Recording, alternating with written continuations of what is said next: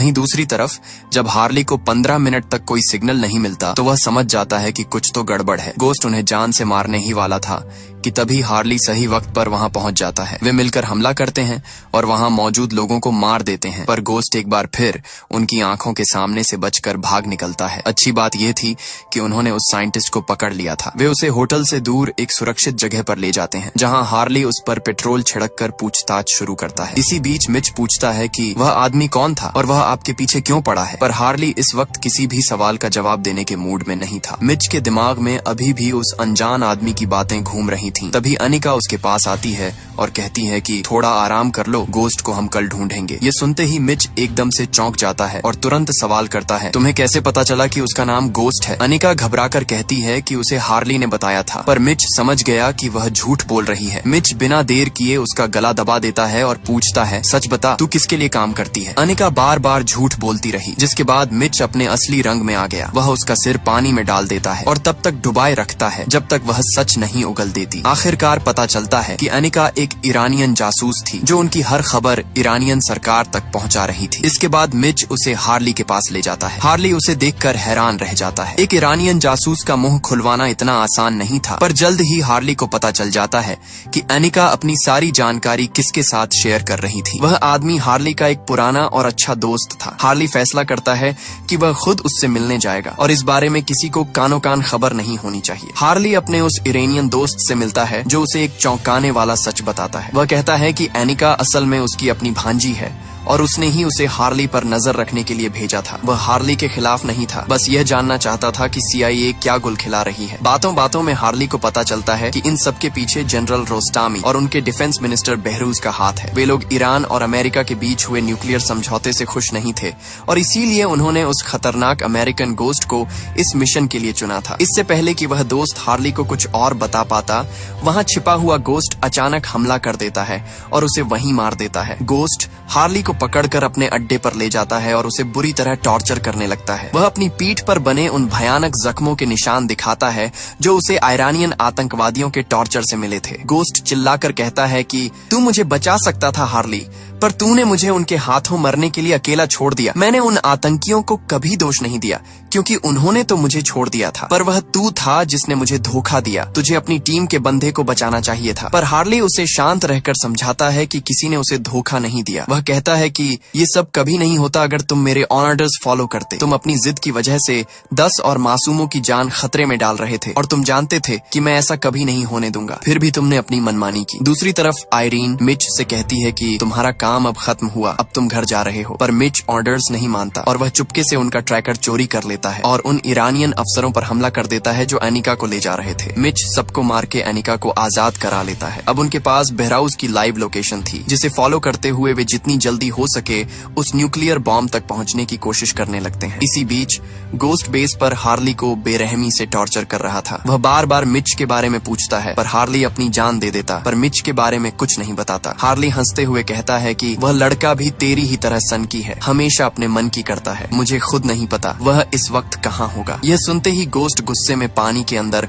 High voltage की तार फेंक देता है, जिससे हार्ली को जोर का झटका लगता है और वह बेहोश हो जाता है। जब हार्ली को होश आता है तो उसे और भी ज्यादा टॉर्चर किया जाता है, पर तभी मौका पाकर हार्ली गुस्से में गोस्ट का कान काट लेता है। वह गोस्ट को और उकसाता है ताकि वह उसे जान से मार दे, पर गोस्ट उसे इतनी आसान मौत नहीं देना चाहता था। तभी बहरूज वहाँ पहुँचता है और कहता है, अपना काम पूरा हो गया है, अब जल्दी से अपना पर्सनल मामला खत्म करो। लेकिन हार्ली उसे चेतावनी देता है कि यह गोस्ट तुम्हारे साथ खेल रहा है। यह बम तुम्हारे मिशन के लिए नहीं है, बल्कि उसके अपने पर्सनल बदले के लिए है। इससे पहले कि बहरूज कुछ समझ पाता, गोस्ट अपनी असली औकात दिखा देता है और वहाँ मौजूद अपने ही साथियों और हर एक आदमी को खत्म कर देता है। वह जल्दी से बम का काउंटडाउन शुरू कर देता है। अगले 19 मिनट में यह न्यूक्लियर बॉम्ब उस जगह पर फटने वाला था जिससे गोस्ट को सबसे ज्यादा नफरत थी। उधर मिच बहरूज का पीछा करते हुए उसकी लोकेशन पर पहुंच जाता है। वहाँ उसने देखा कि कुछ लोग चोरी छिपे एक टनल के अंदर जा रहे थे। मिच और अनिका बिना देर किए अंदर घुस जाते हैं, पर आगे उन्हें एक बंद गेट मिलता है जिस पर ताला लगा था। अनिका किसी तरह उसके पार चली जाती है और मिच से कहती है कि वह आगे बढ़ रही है। थोड़ी दूर आगे बढ़ते ही अनिका को बहरूज मिलता है, जो बुरी तरह घायल पड़ा था। अनिका जानती थी कि इसी आदमी ने उसके अंकल को मरवाया था, इसलिए वह गुस्से में उसे गोली मार देती है। गोली की आवाज सुनते ही गोस्ट सावधान हो जाता है और समझ जाता है कि कोई उसका पीछा कर रहा है। वह जल्दी से वहां से निकलने की कोशिश करता है। उधर मिच भी समझ चुका था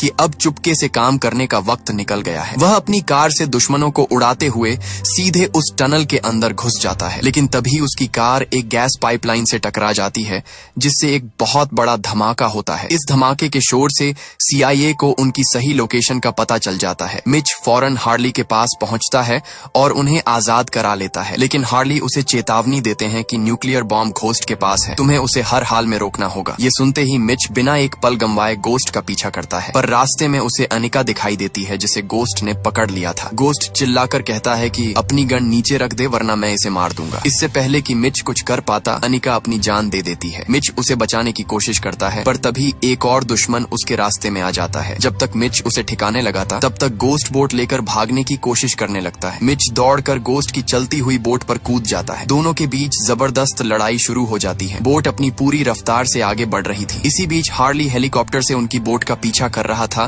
ताकि वे किसी भी तरह इस तबाही को रोक सकें। हार्ली को पहले लगा कि गोस्ट समुद्र में अपनी जान देना चाहता है, पर तभी उसे याद आता है कि यहाँ से कुछ ही दूरी पर US नेवी का बहुत बड़ा बेस है। हार्ली समझ जाता है कि गोस्ट का असली मकसद उस नेवी बेस को उड़ाना है। वह तुरंत आयरीन को अलर्ट जारी करने के लिए कहता है। उधर बोट पर गोस्ट मिच को चाकू से मारने ही वाला था, लेकिन मिच फुर्ती दिखाते हुए चाकू सीधे गोस्ट की गर्दन में उतार देता है। गोस्ट वहीं मर जाता है, पर मिच देखता है कि बम फटने में अब सिर्फ 3 मिनट बचे हैं। वह बिना डरे बोट को नेवी बेस से दूर ले जाने लगता है। वहीं नेवी वाले उस बोट को उड़ाने के लिए मिसाइल तैयार कर लेते हैं, पर आयरीन उन्हें रोकती है, क्योंकि बोट पर मिच भी था। अगर वे मिसाइल नहीं छोड़ते तो पूरा बेस तबाह हो जाता, और अगर छोड़ते तो मिच मारा जाता। हार्ली चिल्लाकर मिच से कहता है कि बम को पानी में फेंक दो, पर मिच नहीं सुनता। वह बोट को जितनी दूर हो सके ले जाना चाहता था। तभी हार्ली उसे बताता है कि नेवी अगले 20 सेकंड में बोट को उड़ाने वाली है। वक्त खत्म होते देख मिच बम को पानी में फेंक देता है। रस्सी की मदद से मिच हेलीकॉप्टर पर चढ़ जाता है। जैसे ही नेवी को पता चलता है कि बम अब बोट पर नहीं है, वे फायरिंग रोक देते हैं। कुछ ही पलों में समंदर के नीचे एक भयानक धमाका होता है, जिससे हजारों फीट गहरा सिंक होल बन जाता है। धमाका इतना जबरदस्त था कि समंदर में सुनामी आ जाती है। अच्छी बात यह थी कि इतने बड़े न्यूक्लियर धमाके के बाद भी किसी की जान नहीं गई। मिशन पूरा होने के बाद हम मिच को देखते हैं, जो अकेला दुबई में छुट्टियां मना रहा है। इसी के साथ ये कहानी यहीं खत्म हो जाती है। आपको वीडियो कैसी लगी कमेंट में जरूर बताएं और चैनल को सब्सक्राइब करना न भूलें। मिलते हैं अगली वीडियो में, तब तक के लिए